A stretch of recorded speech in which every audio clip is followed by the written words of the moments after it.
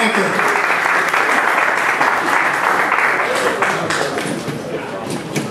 Kevin asked before, or Jenny asked before, would you rather have 15 minutes with people not eating or half an hour when they were more concerned about their food?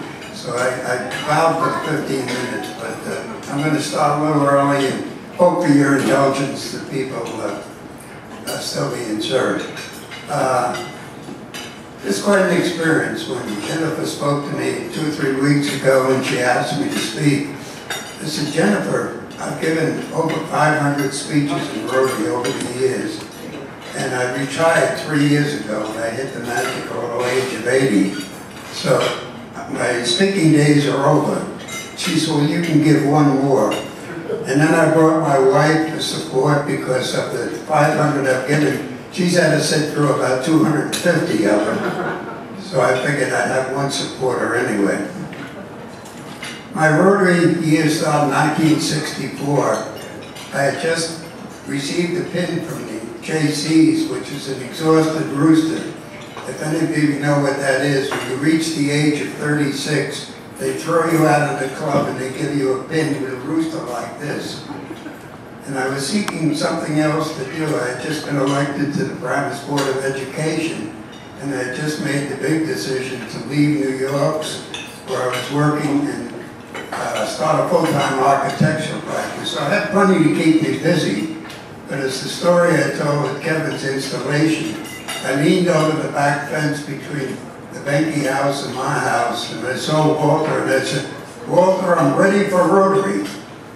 And Walter's famous response was, you will be what I think you are. And he reminded me that Rotary, you just don't ask to go into Rotary. You have to be sponsored, and you have to be responsible by somebody who is responsible enough to feel you'll be a good Rotarian. And this is an important thing for each one in your room. If you're going to sponsor somebody in Rotary, make sure it's a good one. I proceeded on 1969. I became the president of the Paramus Rotary Club 5 years later. One of the interim things happened in 1967. The old chimes where we met burned down. And one of the stories I love to tell, Jeffrey, who was my son Jeff, who was about 11 or 12, come into our room and said, I hate to wake you, but the chimes is burning down. And you're the secretary, you want to run over and get the records? And I said, no, I don't think so, because by that time the fire had taken the building down too.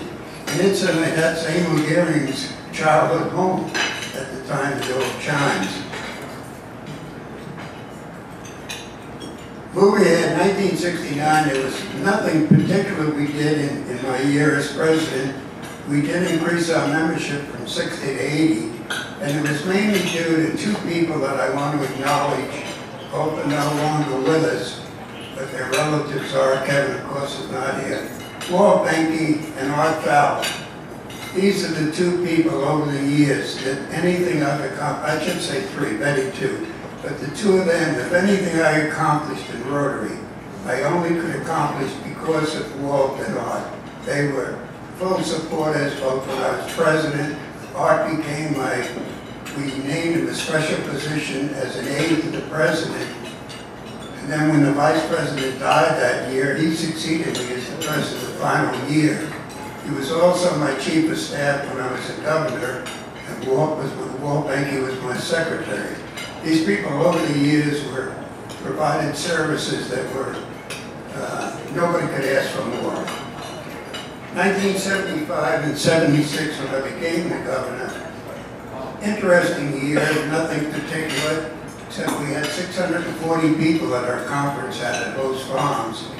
And I was so proud of the fact of our 60 members in Rotary, or 80 members at that time, 60 of them attended the conference, and we also had 40 spouses, so 100 of the 640 people were from the Paramus Club that year.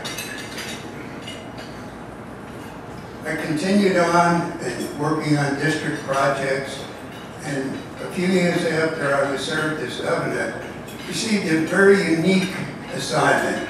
Jack Davis, who was the president of Rotary at that particular time, had become the president because at that particular time, Rotary nominated Wolfgang Wick from Austria.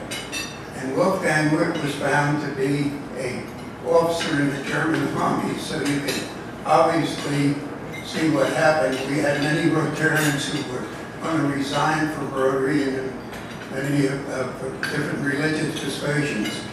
And Wolfgang Wick was forced to resign. Jack Davis became the president. And our club had been one of the clubs that sponsored Jack in his unsuccessful attempt to beat the governor or to become the president of Rotary. We supported Jack, and Jack said, I'm going to make you an instructor down at Boca Raton. Now, instructor at Boca Raton is, you're one of 27 instructors who instructed at that time about 250 incoming governors. Now it's 450. And that was quite a job, and it also projected me into more of a Rotary International position. And then I subsequently put my name in and ran for Rotary International Director.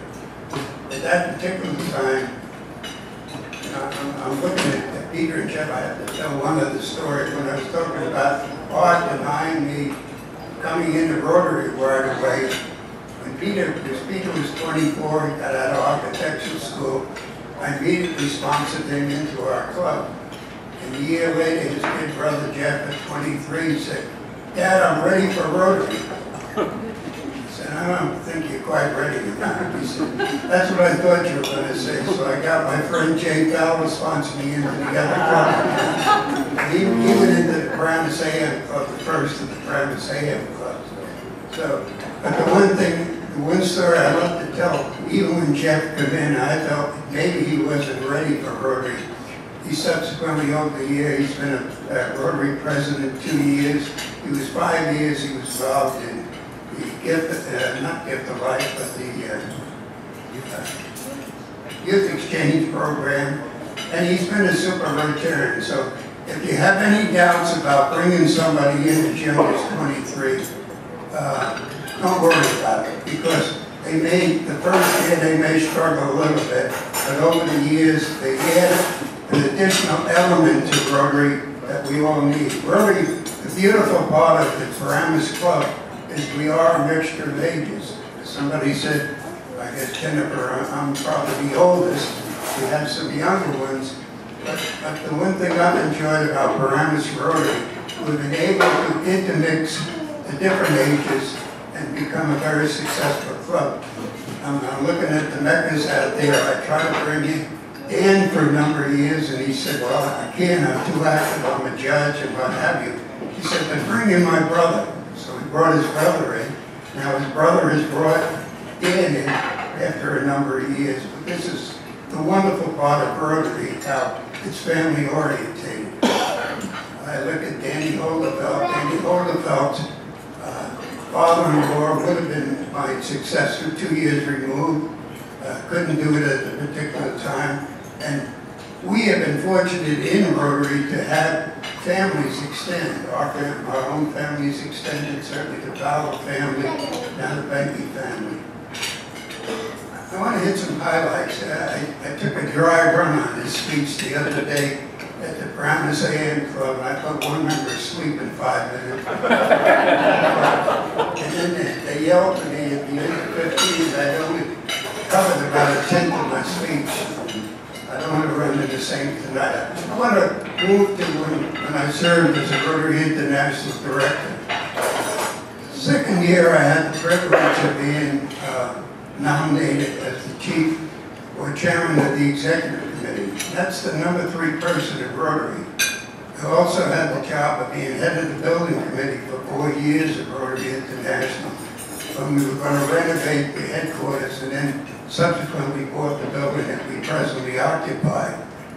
And while I was out there on one of the visits as the building chairman, I got a call from the fellow committee, Carl Masters, who was a past governor from New Jersey.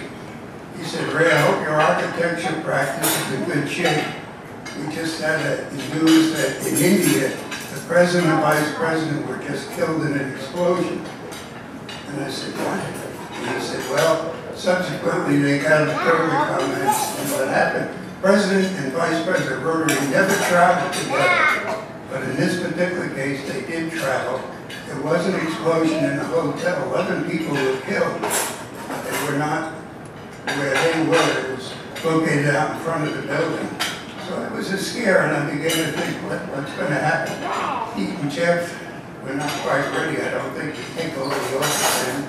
And subsequently, a year or so later, I looked at him and I said, you know, I'm 58 years old. I don't know whether I want to come back to work after this 2 years of being board of directors of Rotary.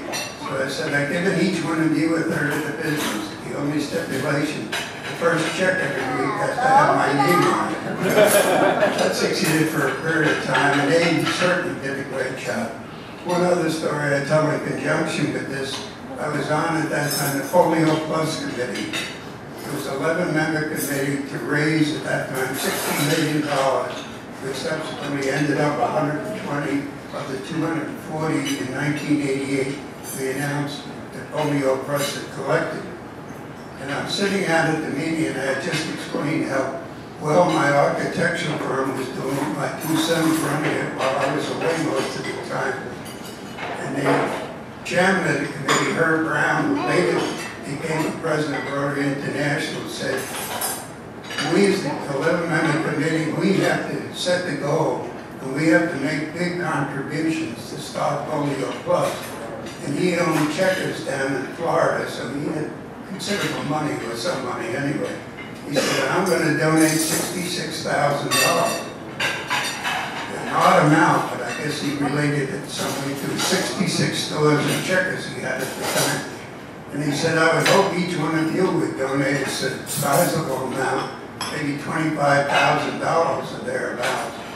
So it was kind of a dull comment in the room and so forth. The second person came, who just passed away this past week, Brett Sequist from Alabama. He said, you know, Herb, I'd like to make a larger donation, but I just had a brain tumor operation and I'm still paying the bills.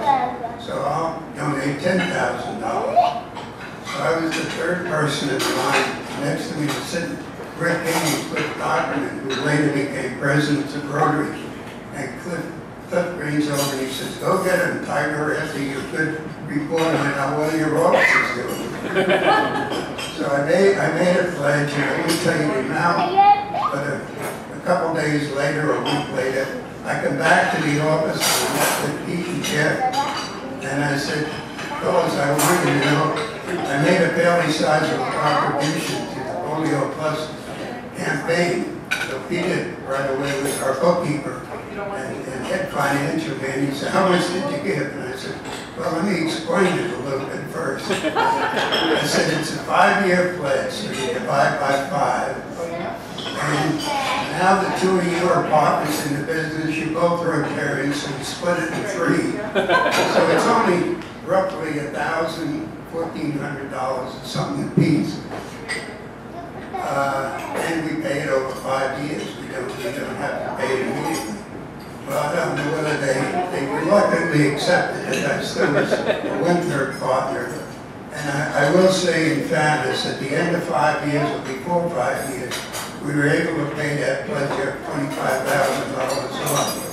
And the one satisfaction we had, and I'm sure Peter has along with myself and Jeff, is that I forget the amount, but there was only 4 cents a shot at that time to save the child from polio. And it represented something like 170,000 children throughout the world who were saved from the threat of polio. And to me, that was well worth whatever money we put into it. And Rotary's been like that. I would say, almost in summation, I said to Jennifer, let me stop short and allow a few questions. But the one thing I would say in summation, anything that I've received from Rotary has given me many things much more than I've received. It's been a wonderful organization, and I hope it's been the same for each one of you. Let me leave it at that.